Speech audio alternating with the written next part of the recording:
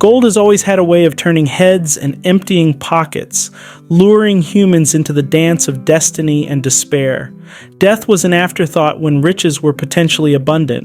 In 1848, California transformed from a backwater of serenity into a frenzied stage of one of the most audacious human dramas, the California Gold Rush, spanning from 1848 to 1855.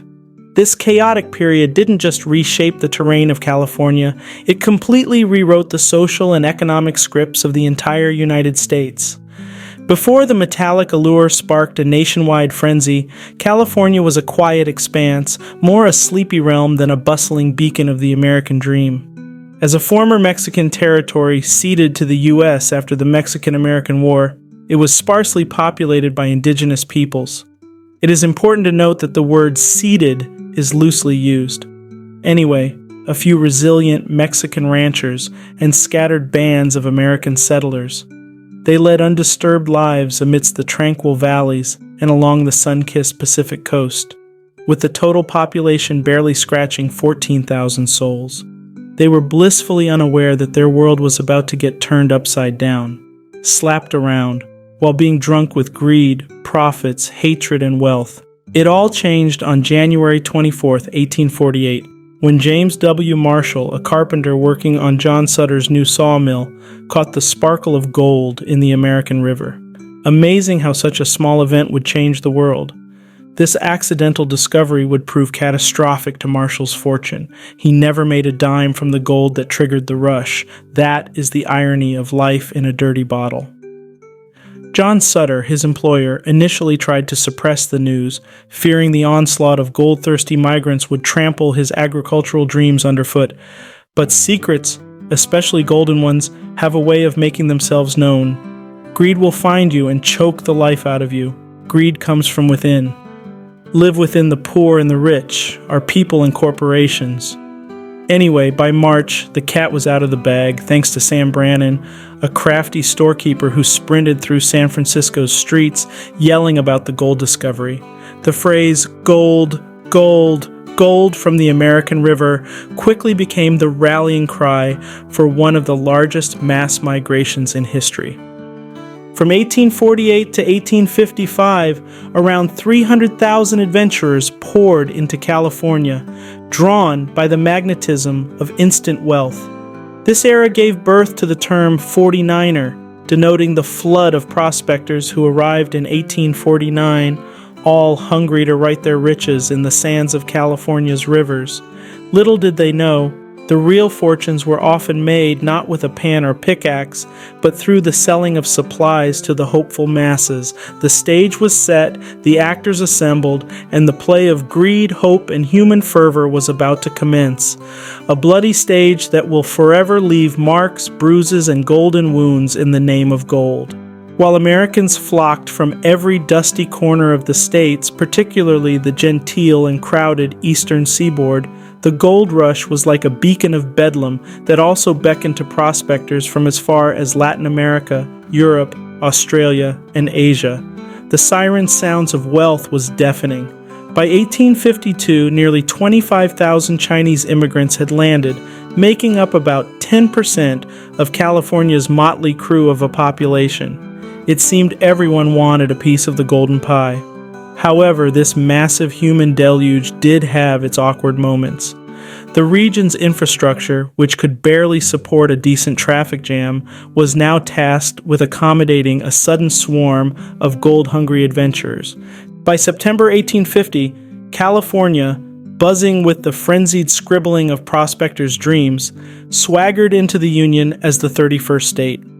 But not even becoming a star on the American flag could tame the wild tantrums of lawlessness that the gold rush birthed. Overnight, boomtowns sprouted like mushrooms after a storm, except these mushrooms wore hats and carried pistols, and there wasn't a sheriff in sight. Enter the San Francisco Committee of Vigilance. They answered to no one, and casual accusations quickly led to unjust and serious hangings. No jury considered, just greed and motivation. Europeans, Australians, and Chinese immigrants all threw their hats and cuisines into the ring, enriching California's cultural stew. Unfortunately, this diversity also brewed its own pot of conflict. A foreign miners' tax specifically gouged the non-American miners, and harassment was as common as dirt for the Latin American and Native American miners. On the flip side of fortune, while many prospectors' dreams dried up like the rivers they panned in, savvy entrepreneurs like Levi Strauss struck gold in commerce.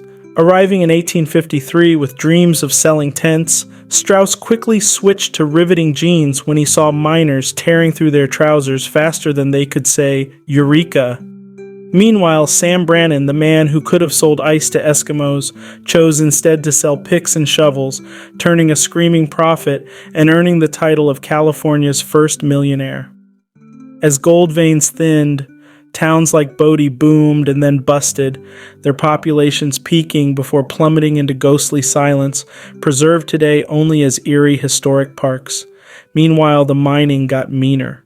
Hydraulic mining in 1853 turned rivers into mudslides, blasting away hillsides with the subtlety of a sledgehammer.